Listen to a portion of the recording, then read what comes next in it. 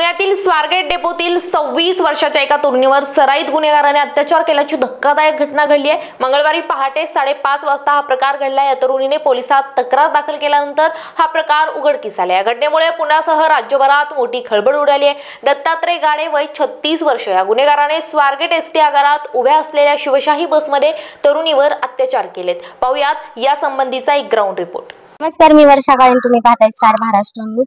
काल पुण्यामध्ये एक हादरून टाकणारी घटना घडलेली आहे। आपण पाहू शकतो की आपण आता स्वारगेट बस स्थानकावरती आहोत। पुण्यातील हे जे स्वारगेट बस स्टँड आहे, इथे 26 वर्षाच्या एका तरुणीवरती सर्राईसपणे बलात्कार करण्याची धक्कादायक घटना घडलेली आहे।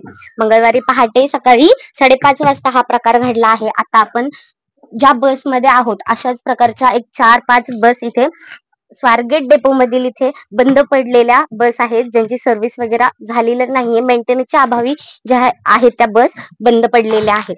याच बसमध्ये एका मुलीला, 26 वर्षाच्या मुलीला, ती गावी जात असताना एका तरुणाने गोड बोलून या बसमध्ये आणले आणि तिच्यावरती जबरदस्ती केली। ही तरुणी पुण्यात नर्स म्हणून काम करत होती। ती पलटणला आपल्या गावी जात असताना सकाळच्या पहाटे 5:30 वाजता त्या तरुणाने तिला गोड बोलून या बसमध्ये आणले आणि तिच्यावरती बलात्कार करण्यात आला। एकंदरीत जर आपण पाहिलं तर या बसची अवस्था पूर्णपणे विकट झालेली आहे। तो जो कोणी आरोपी होता त्याचा तपास आणखीन देखील सुरू आहे। त्याच्यावरती नेमकी पुढे काय कारवाई होते हे पाहणं आता महत्त्वाचं ठरणार आहे।